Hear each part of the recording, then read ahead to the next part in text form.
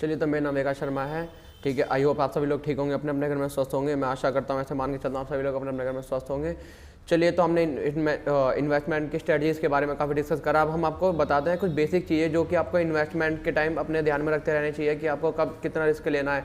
आप अपने according to situation में, जैसे सिचुएशन आप अपनी एज के हिसाब से कैसे रिस्क ले सकते हैं, या फिर आपकी सैलरी के अकॉर्डिंग आप कैसे रिस्क ले सकते हैं। ये काफ़ी इन्वेस्टमेंट की बातें होती हैं जो कि आपको ध्यान में रखनी चाहिए। ठीक है, फंडामेंटली स्टॉक्स में जब आप पैसा डालते हैं तो आपको क्या कितना कितना पैसा किस पे कैसे डालना चाहिए, ये सारी चीज़ें होती हैं। धीरे धीरे सबको कवर करेंगे। चलिए, तो हम शुरुआत करते हैं। सबसे पहले आपको बेसिकली एक पोर्टफोलियो मैनेजमेंट करने के लिए आपको देखना रहता है, सबसे जो मेन बात होती है ना पोर्टफोलियो मैनेजमेंट की, वो आपको देखना रहता है risk meter, risk and reward. ठीक है, मतलब आपका रिस्क मीटर कितना, आप कितना रिस्क ले सकते हैं, आपका फिर रिवॉर्ड कितना लेना चाहिए। ठीक है, अगर आप ट्रेडिंग करते हैं तो 1:2 1:3 वो इसे गेम अलग होता है। लेकिन जब आप इन्वेस्टमेंट करते हैं तो आपको इन्वेस्टमेंट के टाइम अपने आप लंबे समय के लिए होल्ड करके रखते हैं। ठीक है, तो आप उसको देख सकते हैं कि आप अपनी एज के अनुसार कैसे करते हैं। चलिए, तो आज हम डिस्कस करते हैं। ठीक है, आज चार्ट वगैरह कोई सीन है नहीं। चलिए, तो डिस्कस करते हैं। सबसे पहले बेसिकली आपको देखना क्या रहता है, आपको देखना रहता है आप किस एज के हैं। ठीक है, आप अर्ली अडल्टहुड हैं, आप मिड लाइफ में हैं, या फिर एक एज्ड पीपल हैं। इसका क्या मतलब होता है, अभी आप बिल्कुल नौजवान हुए हैं, आपने अभी अर्निंग अपनी स्टार्ट करी है, आप अपना बिजनेस स्टार्ट कर रहे हैं, आप काफ़ी नौजवान हैं। ठीक है, ये होती है अडल्टहुड। जैसे हम टीनेजर से अडल्टहुड में ये 22-25 तक मानी जाती है। ठीक है, फिर आप मिड लाइफ में आ जाते हैं, जिसमें आप 25 क्रॉस कर जाते हैं। इसमें क्या होता है, इसमें बेसिकली आपकी मैरिज वगैरह हो जाती है, आपके चिल्ड्रंस वगैरह हो जाते हैं, या फिर कोई अपना नया घर लेना चाहता है। सब अपने सपने पूरे करते हैं। कोई चाहता है मैं कार लेना चाहता हूँ, कोई बोलना चाहता है मैं बंगलो लेना चाहता हूँ, मैं शिफ्ट होना चाहता हूँ। सबके अलग अलग एक्सपेंसिव रहते हैं। तीसरा आता है एज पर्सन। जब आप नौकरी से रिटायरमेंट होकर जा रहे रहते हैं, जब आप अपनी जॉब आपकी फिनिश हो जाती है, आप रिटायरमेंट जा रहे हैं, तब आप उसके अकॉर्डिंग आप अपनी एज के अनुसार कैसे कैसे पैसा डाल सकते हैं, कैसे कैसे पैसा कहाँ डालना चाहिए, कहाँ नहीं डालना चाहिए, कितना रिस्क लेना चाहिए, तो ये सब आपको बताते हैं। ठीक है, सबसे दूसरा एक आपका इन्वेस्टमेंट में जितना होता है, अगर आपको जितना हायर रिटर्न चाहिए ना, तो उसको आपका जो रिस्क होना चाहिए ना वो भी हायर होना चाहिए। मतलब जैसे अगर आप किसी स्टॉक्स में अगर आपने 100 रुपये का स्टॉक लिया, ठीक है, मान के चलिए आपने 100 रुपीज़ पे स्टॉक को बाय करा। अगर आप इसमें चाहते हैं मैं इसमें 10-20% 30% कमाना चाहता हूँ, तो फिर आप 10-20% से हाफ परसेंट आप गंवाने के लिए भी रेडी रहें। मतलब अगर ये स्टॉक नीचे जाता है ना, तो फिर आपको उतना रेडी रहना चाहिए कि जितना आप रिस्क अवेयर कर सकते हैं। ठीक है, तो इसमें मैं आपको सबसे बेसिक चीज़ बताता हूँ। अगर आप अर्ली अडल्टहुड में है ना, मतलब आपने अभी शुरुआत करी, आपकी नई नई नौकरी लगी है। ठीक है, तो इस चीज़ में क्या होता है, लोगों के पास ना लोगों पर रिस्पॉन्सिबिलिटी नहीं रहती ज़्यादा। जैसे कि ना उनकी शादी होती, तो ना बच्चों की कॉलेज वगैरह की फ़ीस की टेंशन होती है, ना बच्चों की मैरिज वगैरह की टेंशन होती है, ना हाउस वाइफ की जो होती है वाइफ वगैरह की इतनी दिक्कत नहीं होती। ठीक है, तो वो जो अर्ली अडल्टहुड रहती है ना, उसमें आप ना नौकरी में पैसे कमाते हैं। ठीक है, तो आप उस पैसे को सही जगह लगा सकते हैं, वो भी हाई रिस्क के साथ। मतलब अगर आपका लॉस भी होता है ना, तो आप वो अपने सैलरी से कवर कर सकते हैं, क्योंकि आपके अभी एक्सपेंस कम है। ठीक है, लेकिन अगर आप मिड लाइफ में आ जाते हैं तो आपको अपने एक्सपेंस ना ज़्यादा होते हैं, क्योंकि आपके घर में भी खर्चे रहते हैं, आपके बच्चे रहते हैं, उनके भी खर्चे रहते हैं। ठीक है, तो इन सब के अकॉर्डिंग चीज़ें देखनी रहती हैं। और आपको जब मिड लाइफ में रहते हैं तो आपको रिस्क थोड़ा कम लेना चाहिए। अडल्टहुड में आप रिस्क ले सकते हैं अच्छा खासा, कि हाई रिटर्न के लिए आप जा सकते हैं, तो उसमें हाई रिस्क आप भी ले सकते हैं। ठीक है, लेकिन मिड लाइफ में आपको थोड़ा रिस्क कम लेना चाहिए, थोड़ा कम टॉलरेंस करना चाहिए, क्योंकि आपके एक्सपेंसेस, अगर आपको यहाँ पर ज़्यादा लॉस हो जाएगा तो आपका वहाँ पर डिसबैलेंस खराब हो जाएगा, जो एक्सपेंसेस है घर वगैरह के। ठीक है, और जब आप एज लाइफ हो जाए, जब आप रिटायरमेंट के मतलब, तब मैं आपको सलाह दूंगा कि आप एक सेफ जगह आपका पैसा डालें, जहाँ पे आपका रिस्क ना के बराबर हो।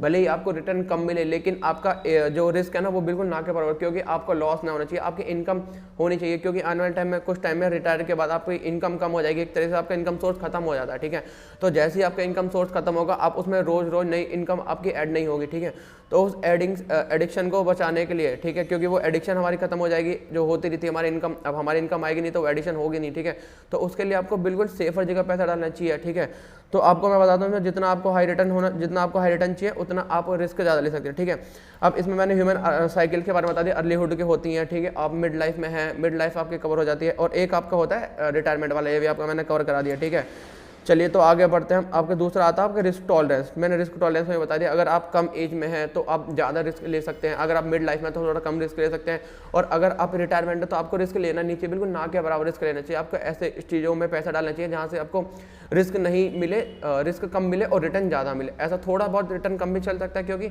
हमें रिटर्न से मतलब होता है हमारा 100 रुपया हमने कहीं डाला है ना, तो वो डूबना नहीं चाहिए। 100 का 105 मिलेगा तो लेकिन चलेगा, लेकिन वो 100 रुपये जाना नहीं चाहिए। ठीक है, तो ये होता है आपका। और दूसरा आपको देखना होता है टाइम हॉरिजन। अगर आप कम टाइम में ज़्यादा पैसा कमाना चाहते हैं तो उस रिस्क में उसमें भी आपको रिस्क ज़्यादा लेना पड़ेगा, ठीक है। अगर आप लॉन्ग टर्म की आपकी सोच है, ठीक है, और आप अभी अडल्टहुड में और आपको अभी रिटर्न भी इतना ज़्यादा नहीं चाहिए तो आप सेफर जगह जा सकते हैं, ठीक है। चलिए तो ये आपका हो गया। एक सेकंड रुकिए जरा, मैं और चीज़ें कवर कराता हूँ, ठीक है। टाइम होरिजन के हिसाब से बता दी कि अगर आपको शॉर्ट टर्म में पैसा डालना है तो आपको ज़्यादा रिस्क देना पड़ता है, लेकिन आप लॉन्ग टर्म में जाते हो तो आपका रिस्क कम लगता है, ठीक है।